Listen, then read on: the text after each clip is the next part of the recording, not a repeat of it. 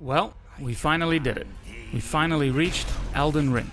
This is the fourth and final video in the series, talking about From Software's journey to Elden Ring, the man behind the creation and the lessons learned along the way. The impact of Elden Ring, not just for From Software and their titles moving forward, but gaming as a whole. This series was created in celebration of From Software's titles. So if you're a fan of the Soulsborne games, please don't forget to like and subscribe. Sit back and enjoy as we look at From Software's latest evolution, Elden Ring. When the Summer Game Fest trailer came out, it took the gaming world by storm, and it was clear that From Software was aiming to top Dark Souls. Seeing a familiar Dark Age setting with heavy armor and massive shields was exciting. While Bloodborne and Sekiro proved that From Software can stray from the setting and the gameplay it implies, that familiarity was comforting.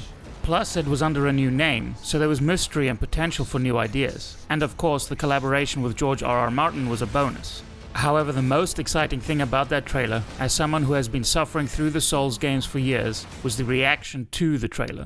More people than ever were excited to play From Software's latest project. Like I said in a previous video, more people is great. Not only does it incentivize developers to keep making the games I love, but the Souls games have given me some of the best entertainment experiences in any medium, and more people experiencing that is awesome. Unfortunately, when Elden Ring was finally released, I was disappointed. I know I will get some hate in the comments, but hear me out. Elden Ring is not perfect. The game launched with many technical issues still being worked out today, and some found themselves unable to play because they couldn't get past the loading screen or even connect to their servers. So while the hype leading up to Elden Ring was through the roof, once people started actually playing it, things weren't so great. I'm fortunate enough to play on a capable PC with a 3080, yet the amount of stuttering and frame drops in certain areas made the game nigh unplayable upon release. I mentioned in a previous video that I don't like purchasing games on release, just because so many games release in a broken state. But that From Software titles were the exception because I hadn't been burnt and I enjoyed being part of that initial online community trying to discover everything the game had to offer. Well, consider me burnt. Now, obviously, From Software is not the first to release a game in a poor state. There is a larger conversation to be had about the gaming industry's repeated offenses that is outside the scope of this video. But that doesn't change the disappointment I had experienced upon its release. Thankfully, they were able to release patches, get things tidied up, and give an experience at least close to what the developers had intended. I didn't stay disappointed for too long. Combat has always played an integral role in this genre. While the actual gameplay of combat is similar to previous titles, specifically Dark Souls, I think the reward and challenge has evolved. From Software's previous titles had allowed players to experience different combat styles, and Elden Ring pulls all those experiences together, allowing for more combat variety than ever before. Surprisingly, this is one of the more polarizing elements of Elden Ring. Those unhappy with the combat argue that the game feels less balanced than previous games. Arguing that more styles are viable in Elden Ring than in previous titles must mean that certain bosses cater more to certain combat styles. This can lead to a scenario where repeated deaths on a boss can feel less like needing to improve in a fight and more like you're hamstrung by your build. In other words, why would I keep dying trying to circle, dodge and backstab when I can just wave a staff? I understand that sentiment, but strongly disagree. Granted, this plays into the game's difficulty, which we'll go in depth with in a second, but staying with the combat, taking down a demanding boss in these games has always felt rewarding, and that hasn't changed in Elden Ring. But it has this extra layer of, not only did I beat this demanding boss, but I did it from a build that I crafted. This has always been true for the diehards of Souls games, the guys that learn and study the game inside and out, but now that challenge and reward has been made more accessible. From Software has leaned into the RP of their RPG in the combat of Elden Ring. More so than ever, the different encounters feel like puzzles, and you can find the solution with some tweaking. Equipping another talisman, using a specific summon, changing an offhand, or a few extra points in an attribute. I don't think you need to change your archetype as a whole or re-roll. The different styles are viable, and often learning the various aspects of your build, reading the item descriptions and identifying your possible tools, and gaining an in-depth understanding of how your build works is all you need to change to get through a challenging section. Now, if this in its own right sounds very difficult, you're right. If you think this is like a whole other strategic layer of challenge that's added onto the infamously difficult combat of Dark Souls, yep. This is the evolution of From Software's combat, moving the strategic element to the forefront on top of its iconic action, making that cerebral challenge and reward more accessible. The game remains difficult, and I'm not saying you shouldn't re-roll. The different archetypes are fun, and you should try a few and see what you enjoy. But if you're re-rolling because you're stuck in a section, you're convinced that other archetypes are easy mode, I promise you, you will end up stuck again. If not at the same section, then at another. If you don't learn how that encounter works, what is the root cause of your struggle, what needs to be done to overcome it, what the strengths of your build are, how to exploit them, and how to cover your weaknesses, you will hit a wall again. You will also miss the most rewarding feeling Elden Ring combat has to offer.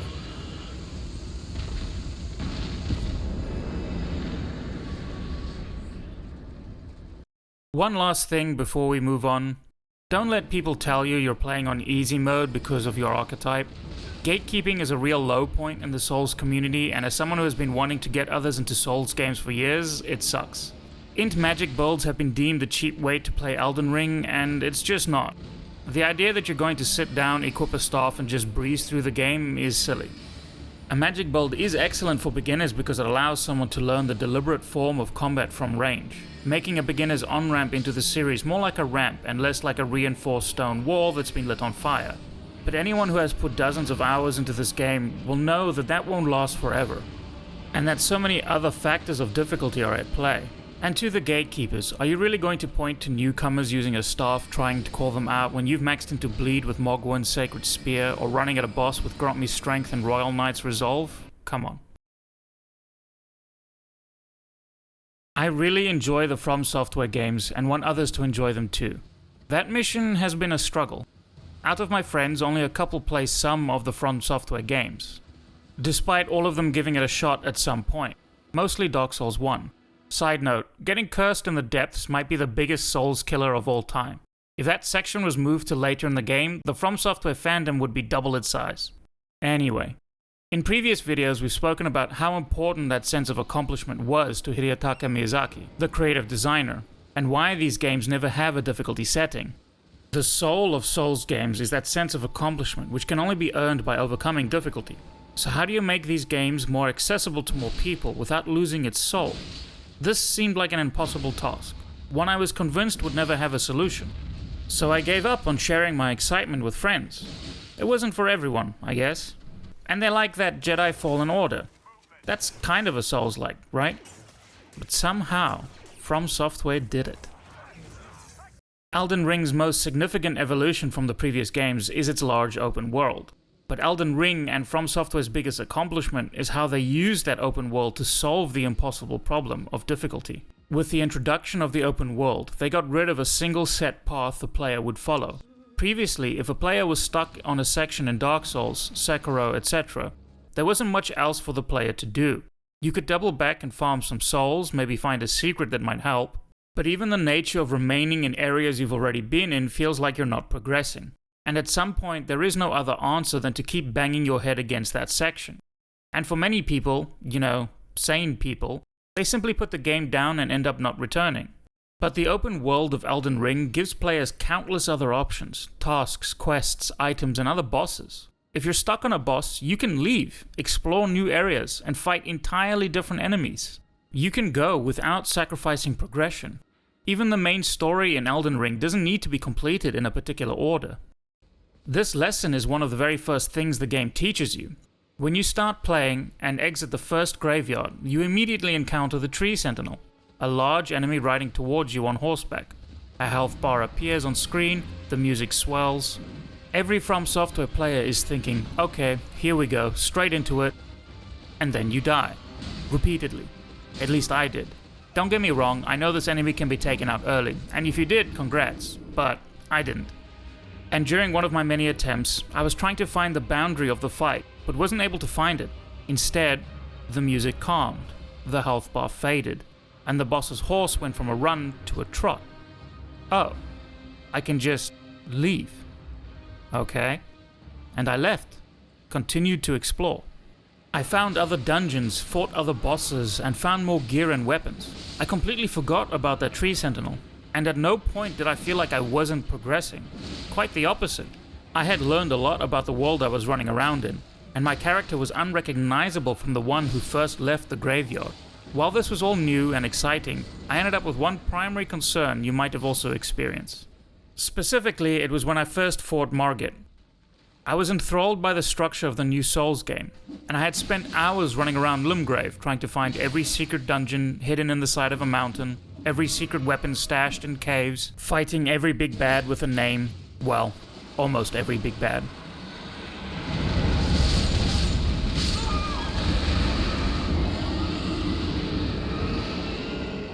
So when I finally got back to the main story and got to the first real boss of the story, Margit, didn't last long.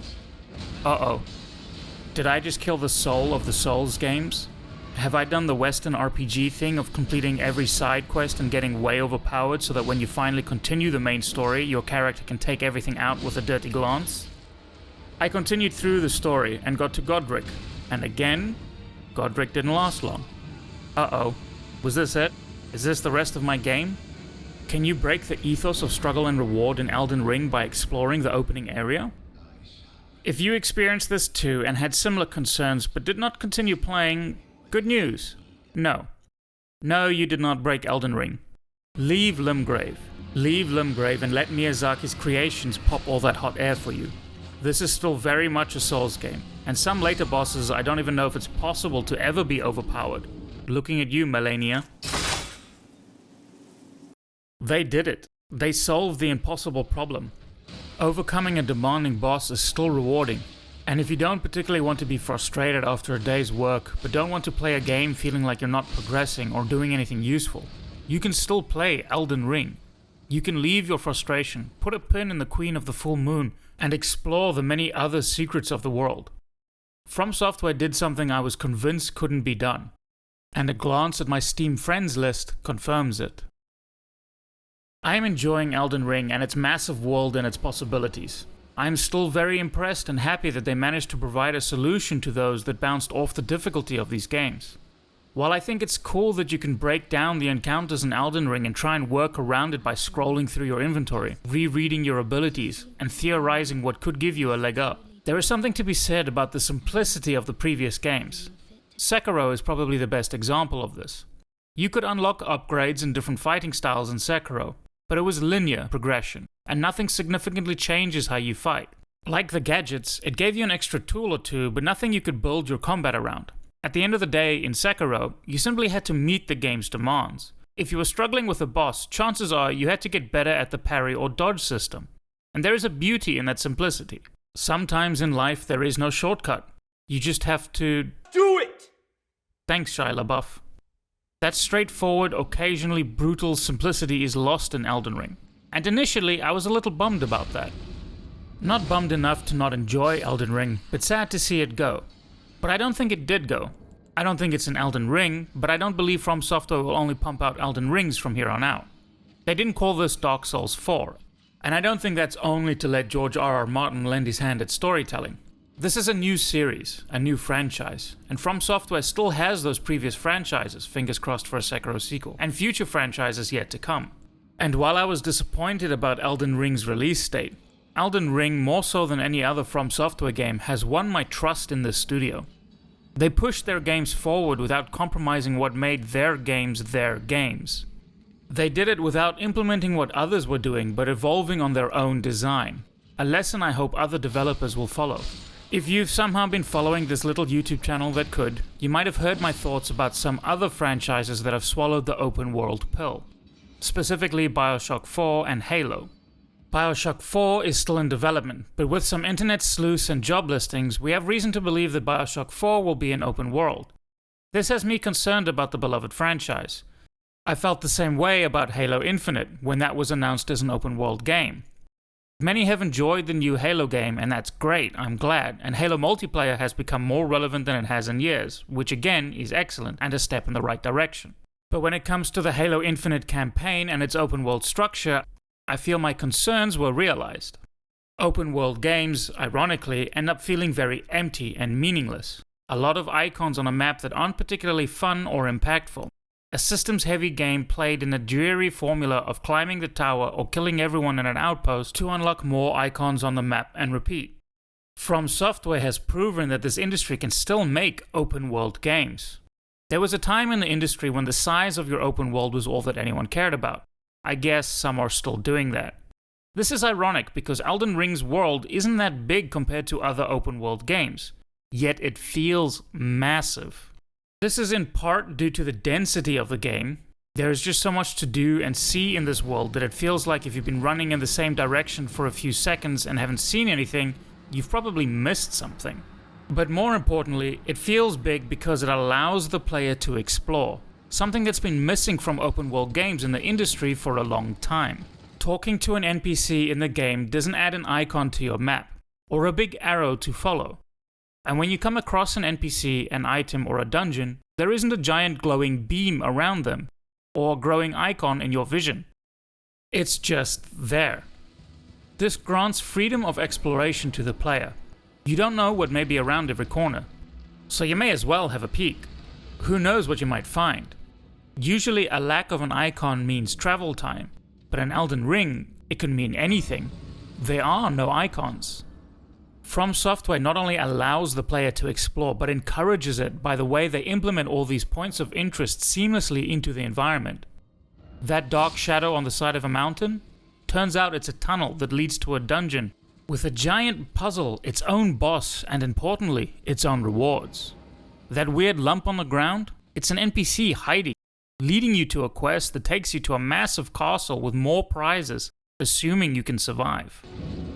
And that innocuous pool of whoa, run, what the hell is that?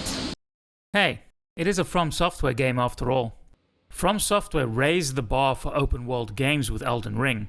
The fact that it's open world feels like an impactful part of the game and not just an on-the-box tagline.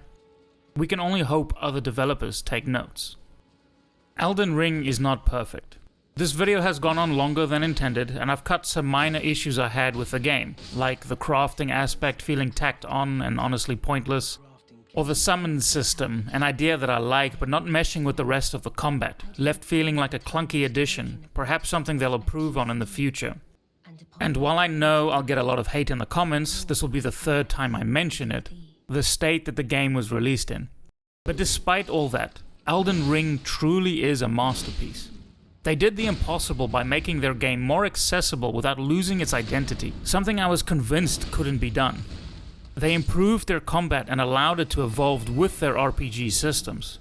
They gave the industry a lesson in open world games done right.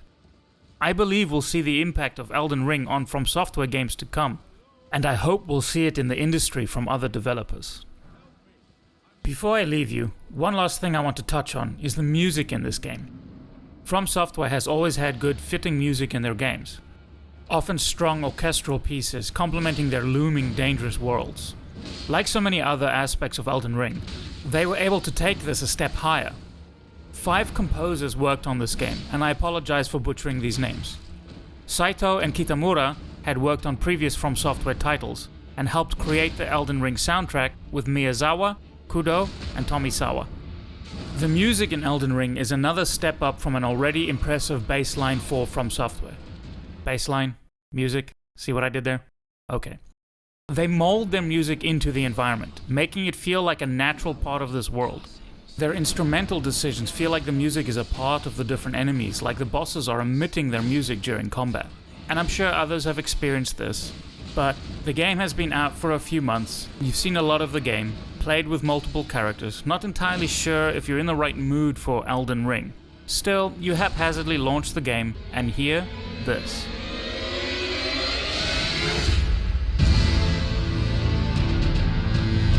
And you just think, what a fool you were for thinking you don't want to play Elden Ring. How can you hear this and not get pumped for what you're about to jump into? Thank you very much for making it to the end. I hope you've enjoyed this video and the series celebrating Elden Ring. If you want to watch more, please remember to subscribe and like the video. Let me know what you thought of the video and Elden Ring in the comments below. I'd love to get your guys' reaction. Thanks again, and I'll see you next time.